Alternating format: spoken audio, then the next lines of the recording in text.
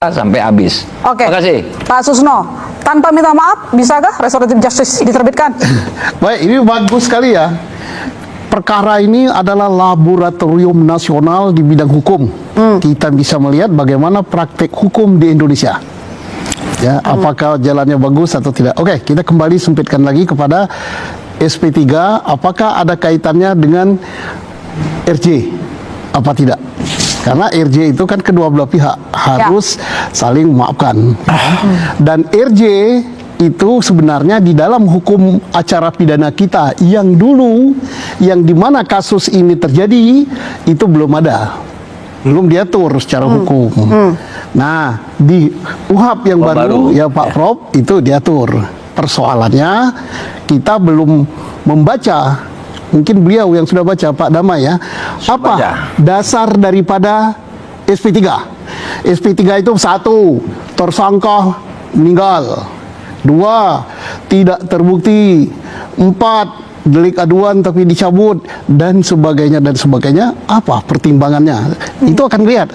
Kalau misalnya di dalam pertimbangan itu dicantumkan bahwa telah terjadi RJ, nah berarti ada karena RJ, bukan karena tidak terbukti, bukan karena dan sebagainya. Nah, timbul pertanyaan, RJ itu tidak ada di UHAP yang lama, tapi di UHAP yang baru ada. Nah, menurut azas hukum, manakala ada peraturan baru yang berlaku dan peraturan baru itu menguntungkan bagi tersangka, itu tersangka bisa memilih untuk tunduk pada aturan yang baru.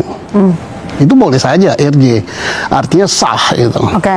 Tapi kalau dikasih SP3 artinya sebenarnya sinyal besarnya memang sempat ada saling memaafkan antar kedua pihak.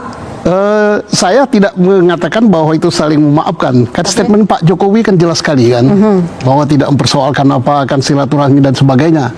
Nah, itu tinggal nurani masing-masing berbicara itu bagaimana. Saya tidak tahu pembicaraan itu.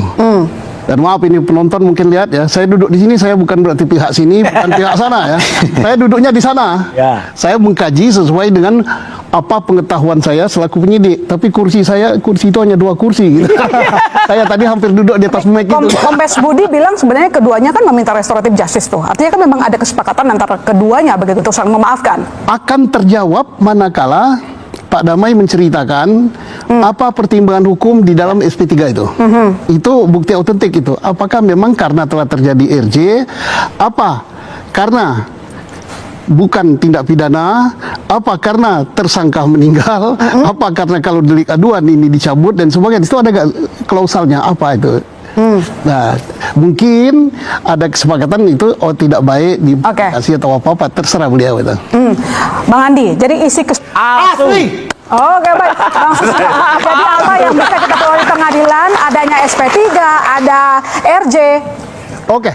Malam ini adalah malam yang paling bagus sesuai judul bola liar. Sekarang kita ciutkan, bola liar tuh digiring kan. Judul malam ini, isu ijazah palsu Jokowi, RJ, SP3, kemana arah perkara? Terjawab semua malam ini. RJ sudah terjawab bahwa memang RJ itu sah secara hukum dan polisi tidak salah. RJ ada dasarnya, yaitu kesepakatan dan diakui sudah ditandatangani. Berarti sah RJ itu. Dan itu menurut profesor itu adil. Keadilan berdasarkan retroaktif justice. Timbul Oke teman-teman, kembali lagi bersama saya di channel ini. Teman-teman pasti kalian sudah melihat cuplikan video di atas. Bahwasanya di sini dikatakan makzulkan presiden atau ternak demi negara kita kesatuan Republik Indonesia. Nah, rakyat bosan sudah 10 tahun lebih. Ya, rakyat dirugikan sementara pejabat diperkaya. Menurut saya sebagai rakyat kecil, presiden ternak lebih dihina dari yang terhina di muka bumi ini. Nah, sangat menyakitkan hati mengutamakan diam ya dan melindungi pengkhianat negara dan koruptor. Presiden ternak lebih hina dari bangkal babi. Nah, teman-teman, ya kita sudah tahu bahwasanya Jokowi telah membohongin kita selama 10 tahun. Ya. Lebih baik Jokowi itu dan juga anaknya Gibran dimakzulkan aja dan diberhentikan untuk menjadi wapres. Nah, cocok ya ngurus narkotika sekarang bukan Polri. Ya, setuju ya, copot Kapolri, rakyat udah muak. Nah, Presiden Prabowo sangat lemah ya, sehingga tidak berani mereshuffle Kapolri. Nah, semua bersumber dari Jokowi, dia ingin negara ini hancur ya. Maka bebarkan saja biar rakyat tahu. Justru kalau Bapak tidak berbarkan semartinya Bapak melindungi kejahatan di tubuh kepolisian. Nah, teman-teman sekalian ya, Listio Sigit juga urat malunya udah putus ya. Nah, kalau Kapolri dipecat atau mungkin lebih baik mundur ya. Kalau menurut saya lebih baik mundur daripada dipecat. Nah, ayo Pak, demi keadilan dan masyarakat Indonesia, tegakkan keadilan. Ya sudahlah Kapolri, Anda mundur sudah banyaknya uang Anda. Tahu diri dong, apa memang masih kurang banyak uang-uang selipannya? Ya, jadi teman-teman, Polri udah jadi robot, hanya mau melaksanakan majikannya, tidak untuk rakyat. Ya, sudah saatnya polisi direformasi dan Kapolri juga harus dicopot. Karena rezim Mulyono palsu sudah berakhir, saatnya Bapak Presiden Prabowo berbenah dengan penegak hukum di Indonesia. Nah, juga Pak Prabowo ini dia takut memecat ya atau menghukum si Joko Widodo. Ya, jadi setuju bubarkan bongkar kejahatan Kapolri Sigit. Ya, gara-gara dia selalu membela Bapak Prabowo, Bapak Presiden Kapolri Listio Sigit pelindungin Babak Prinaba, itulah karena bagi-bagi hasil ya, keutangan. Nah, kita lihat juga Gibran ini kayaknya dia itu sering memakai narkoba. Dari matanya saat berbicara dia itu tidak pernah gantilah ya. Jadi demi kebaikan semua, demi Pak Prabowo sendiri, kita rakyat merasa heran ya, Bapak Prabowo masih mempertahankan padahal rakyat sudah sangat banyak ya yang mengusulkan bahwasanya Gibran itu cuman tamatan SMK. Nah, sudahlah Kapolri mundur jadi security ya. Pasar gede bro ya, harus dibuka Pak, jangan diam cari kejujuran. Pemerintahan ini tak bisa diharapkan karena rezim ini semua termul. Nah, teman-teman sekalian, ya mari kita mendukung yang rela untuk mencari kejujuran di negara kita ini untuk mengenai ijazah Joko Widodo. Nah, jadi bapak-bapak orang gila jabatan itu sudah tertutup hati nuraninya, ya. Jadi rakyat butuh bapaknya begini. Bravo Bapak, berhenti jujur dan semangat untuk kedaulatan rakyat Indonesia. Ini namanya adil, semua pihak, elemen, lembaga, organisasi dilibatkan. Terus tebarkan kebenaran dan keadilan ya. Pejabat yang tidak mau mundur selain tidak punya malu, biasanya dia punya kepentingan khusus. Nah, bantulah Pak tokoh-tokoh yang memperjuangkan rakyat, selamatkan bangsa ini Pak. Jangan sampai nanti rakyat membabi buta menghakimi para perusaha bangsa ini. Nah, teman-teman sekalian, ya kita sudah dengar ya, benar sekali hukum di negara ini mulai rusak. Karena mereka berdua yang merusak negara kita ini, Gibran dan juga bapaknya Joko Widodo. Nah, dengan ya, kalau hukum membela pejabat, negara bagaimanapun nasib rakyat kecil. Ya, Kapolri bukan urat malu yang harus sudah putus, tapi dia kenyangnya sampai ketiduran.